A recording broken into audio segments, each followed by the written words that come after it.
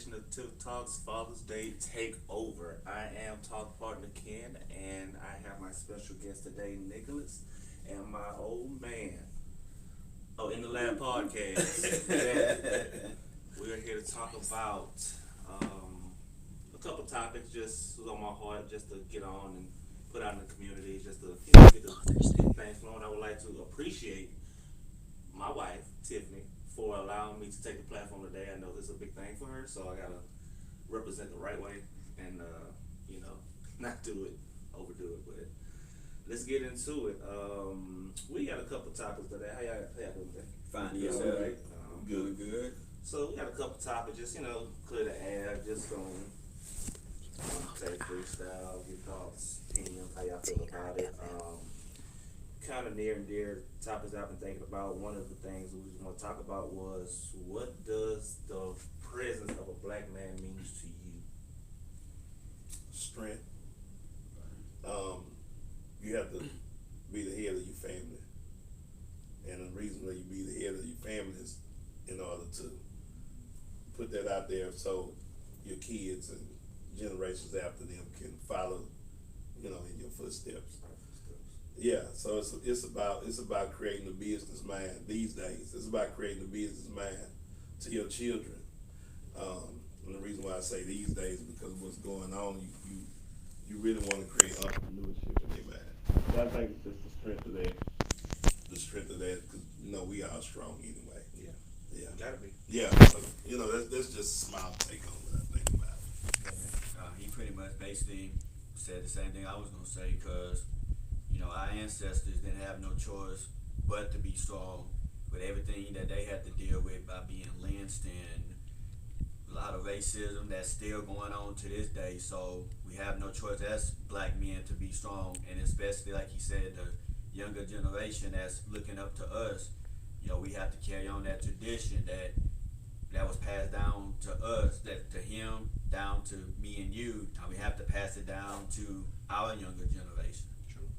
And the same thing with me. I feel like a black man means to me being a black man is, that's the biggest part of it, the strength, backbone. Yeah. We the backbone of everything we do. We work, family, Teach. Yeah. Religion. When people look at us, they look at us for advice. They look at us for what do we think, our take on it, because they really look up to us as a statue of what the community looks for. So Yeah. we gotta take that example for everybody, all ages, old, middle age, young. You just gotta keep it going. Problem solving. Problem solving. Yeah, problem solving. Because my dad taught me problem solving. I passed it down to you, of course. Yes. Gotta figure it out. Yeah, you gotta figure it out. You can't break, you can't crack. You just gotta figure it out. You gotta figure it out. Yeah, Yes. problem solving. And then when you give them that advice, they look for, like, well, if they said it, gotta be right. Yeah. So people look up to us, and it's a big responsibility. But Oh yeah, no doubt. somebody gotta do it. 'Cause I get looked at in the house like, well, you figured out last time we're gonna do. So it's problem solving. Yeah. So Showing that strength. and then that's the strength. So we're gonna stick to strength. Yeah. Black man equals strength.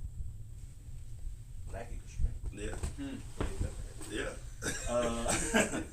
Another big one, kind of transitioning, and this kind of might be a little touchy, but kind of like, what is the hardest lesson you learned as being a black man? Look, both of us took a deep breath. Yeah. I'm gonna let you go next. And just having to go out there and get it, because nothing is given to us, man. It's like y'all basically said, problem solving. Like, okay, it's either we're gonna get it or we not. Nobody not gonna give you anything. Like, okay, here's a manual on life. Okay, We don't get the blueprint. no, we gotta make the We don't get the blueprint. No. So, yeah, that's what we had to learn. What I had to learn. So. Yeah. Still learning to this day. Exactly. and like, as far as like adversities or whatever, my biggest thing is like facing racism. Yes. All my life I've seen it. No facing this different. Yeah.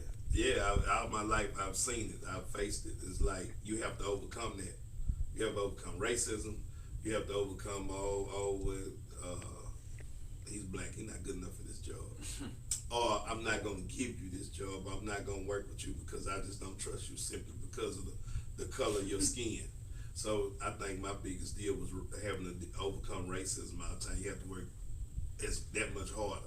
Is it okay since you being older? Is racism different from now back then it is now, or it's still the same racism? Well, I think it's worse now because it's like in your face. Yeah. Back then people was trying to be all, but now the state that we in now, nobody cares. Kind of like what Yeah, like, nobody hey, cares. you know how I feel about it. So back then, when it first hit me, I was like 19 years old, and cause white lady at my job that I was working at, she called me a nigga, like, because she got mad at me because I wouldn't do something. I was being nice to her, and she was like, "You just let me out this gate, nigga." And I'm like, I can't say what I said then, but I react different now. Yeah. Then you did back. Yeah, because it was new to me then. I was like 20 years old when it first happened to me. It was new to me, but now I react different. Like, okay, have a great day. Yeah. So that's one of the biggest things that I think that I had to deal with is like racism, trying to overcome that mentally. You have to overcome mentally because you end up in jail somewhere. If you don't, you have to learn how to handle it. So I think that's the biggest deal that I had to deal with. And pretty much that's all they want us to see us anyways, in jail or in prison anyway. Yeah, and I don't want to be another statistic. Yeah, and they want you to be they want you to be yes boys. Yeah. Yeah, to everything they do and say they want you to take it. Even on the job, and even being an entrepreneur, because places you go, that you go buy supplies and stuff like that. Yeah. Yeah, you know, they don't want to treat you right. You spend the same money every other color spending. That was the difference, man. What's the difference? Yeah, so that's one of the biggest things I think. Yeah, I think with mine, I mean, I think you touched the point because now I'm thinking about it. I think mine was more with work. I've had really good jobs to the point to where I could have been probably CEO by now. Yeah, you've been having good jobs since you was about 18, 19 years old. And I've always moved up too fast, and I've always lost it behind something like one of my jobs. I lost a job behind a random drug test. It came back positive for. I don't do drugs. If everybody know me, I don't do drugs. Yeah, I drink. Yeah, I don't do drugs. Yeah, and we was confused by that. Me and your mom was like, You think you doing cocaine? It came back positive for cocaine. Oh, yeah, wow. I remember that. Like, and we was questioning it. Like, and it messed me up. Like this time, like cocaine, like not marijuana, cocaine. Like Yeah. I never done drugs, so yeah, I was a young black guy that moved up, and it was like they was confused, and it was like, oh my God, who is this guy? He went from making $18 to $27 an hour. Yeah, they don't like that. It was like, get him with a random. yeah, Get him out of here. yeah. And I fought it. I still couldn't beat it because that's what they wanted to do. And it was kind of like, I didn't understand. I got to another job, they did the same thing. Because I'm like, why am I running to these people that keep trying to get me out of here and I'm doing nothing wrong? It's the same thing. It's the same thing. Racial try to keep you at the bottom. Like, they want to see you get to the top the right way. They want you to go the wrong way. It's kind of like, I shouldn't have to do everything the wrong way. It's like, I should be able to live the right way in life. Black man or not, I should be able to live the right way. And if you don't have the sense to digest that mentally to get past that, you will always be stuck in that space. Yeah. You have to get past that space to get over that hump. Like, we better than that.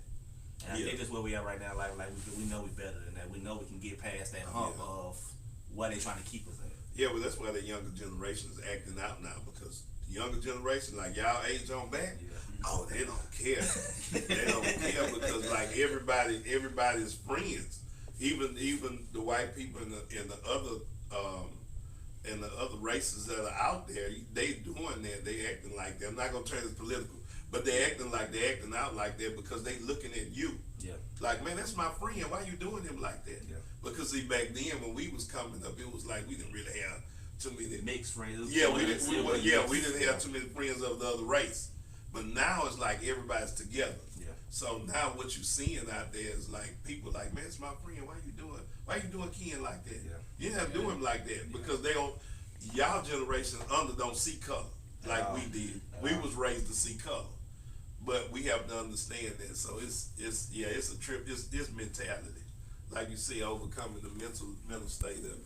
And that's the biggest part. We don't break that bond. It's just we still gonna be stuck 20 years from now if we don't. Yeah. So you got off your chest, you good? I'm good. Yeah, we good. All right, get to another talking point. I think a lot of people need to understand because there's a lot of stigma that black men are not good fathers. Yeah. And like we deadbeat saying we don't take care of home. But what do you guys think? How do you feel? What do you feel is the power of the black father in the community?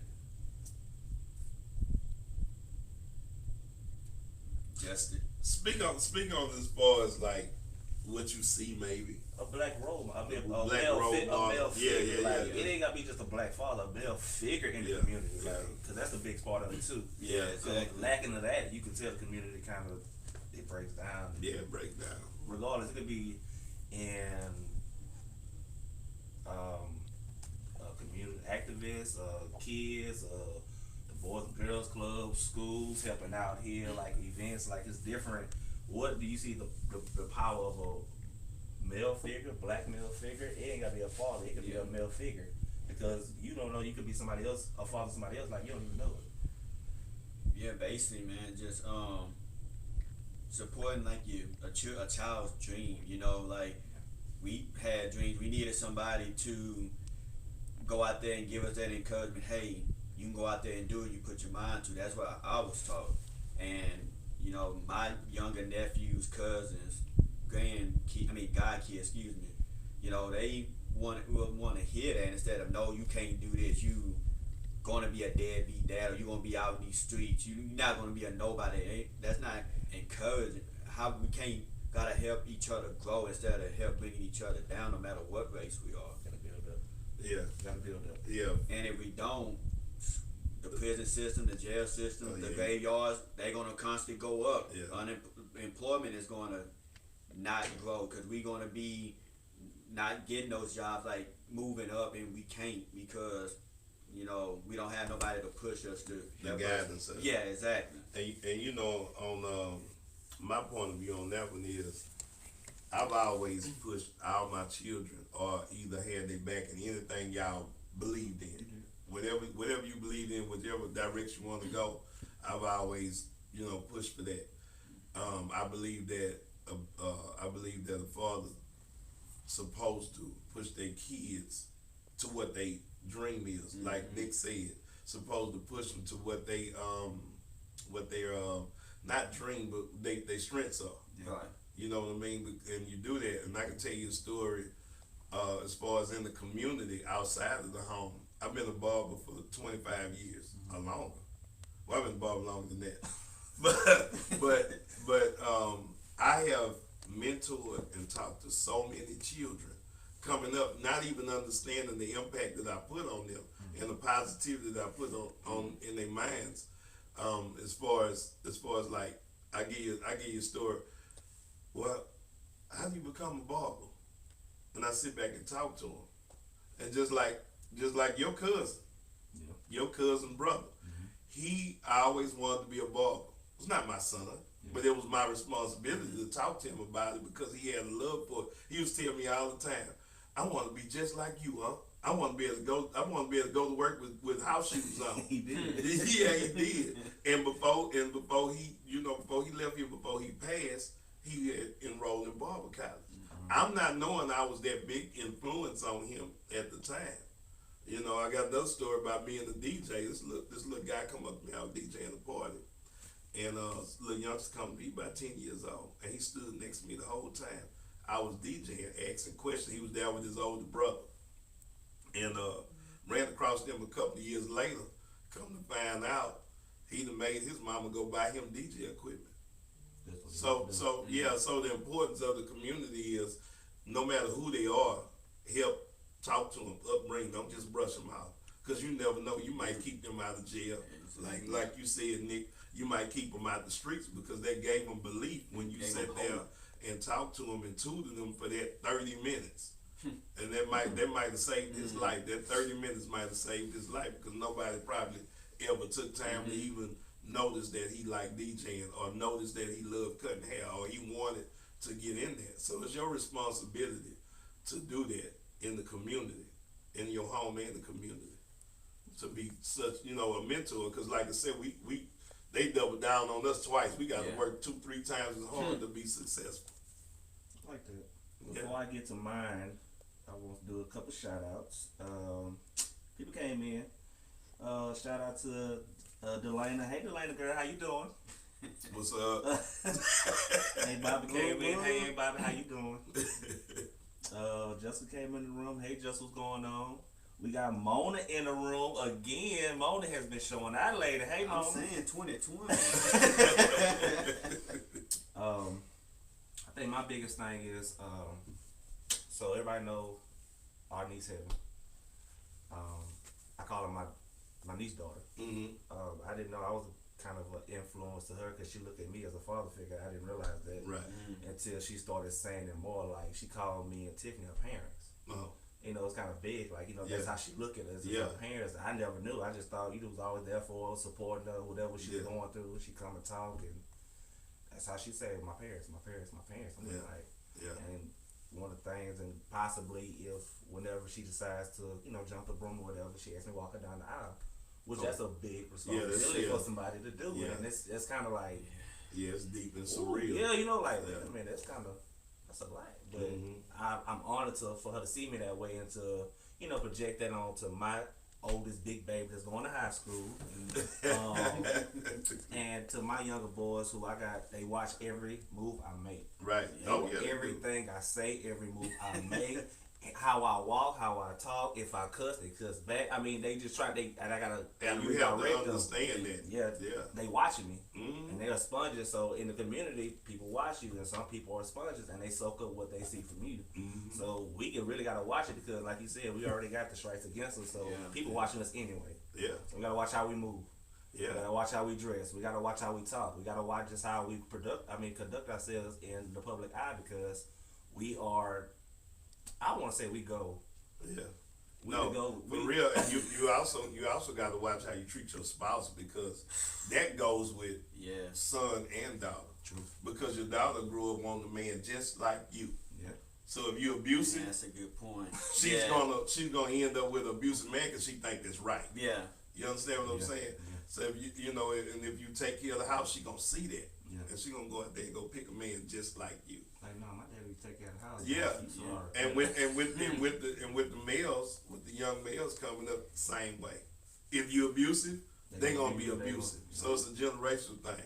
If you take care of the house and stay there and take care of your kids, spend time with the kids, they gonna do the same thing because they was raised up in that environment. And like Tiffany always say, and Ken Shay, they always say, we gotta break that generational curse. Yeah, you do. You got to. And if not, we're gonna keep it going. Yeah, and that's the same way with me because when I came up, and I'm not afraid to say this because I'm proud of myself. When I came up, my dad used to be a howling, cussing, fussing.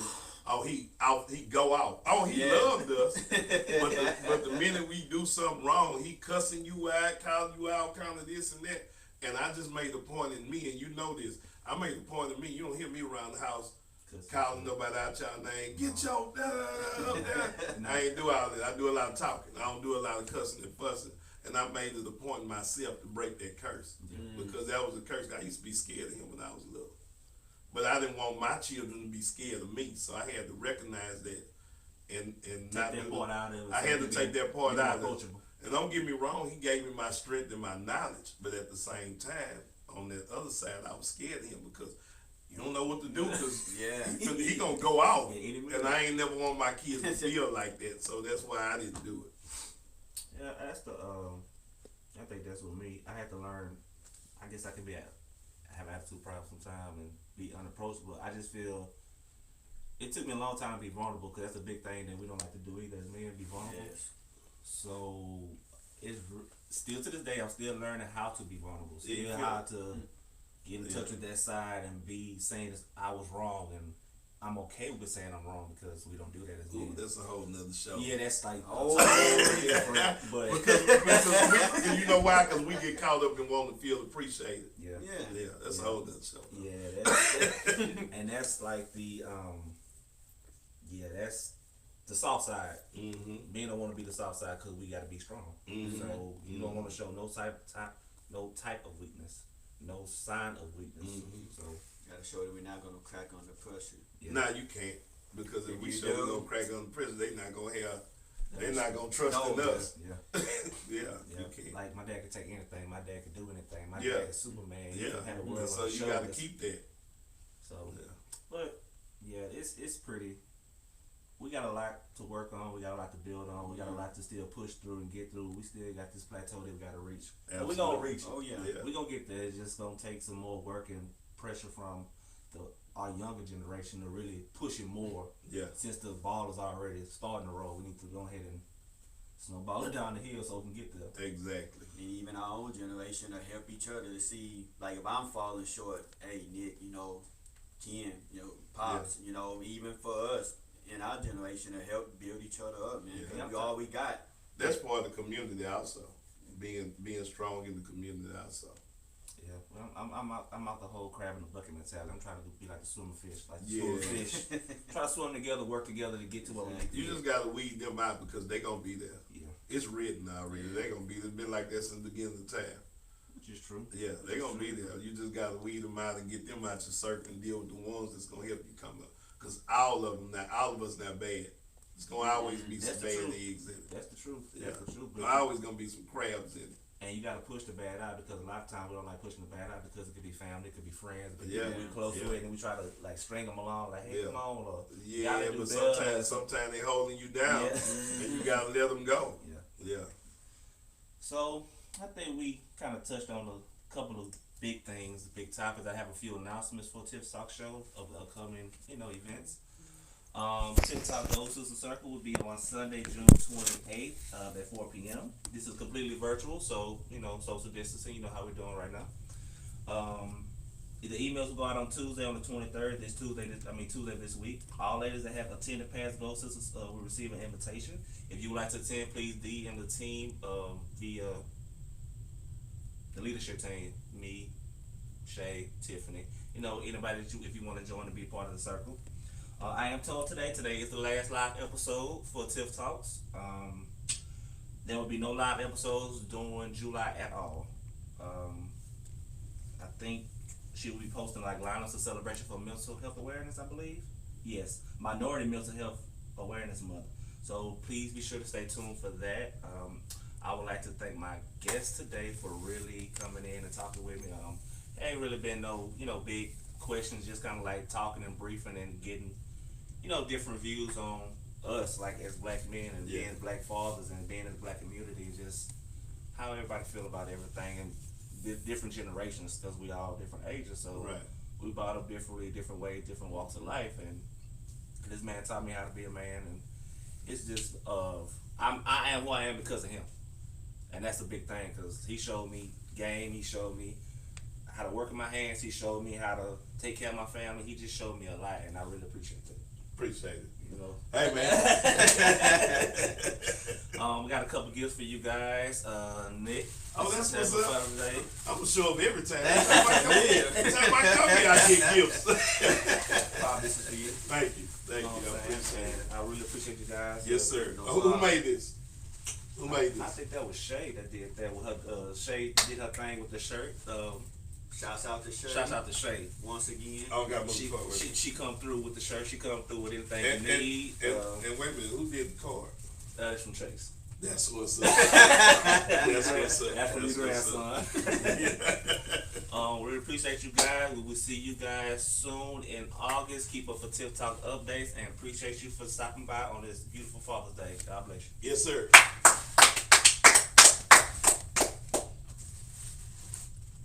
Yay, we finished. I'm gonna have to get you to make me some shirts. I'm gonna have to send some money your way.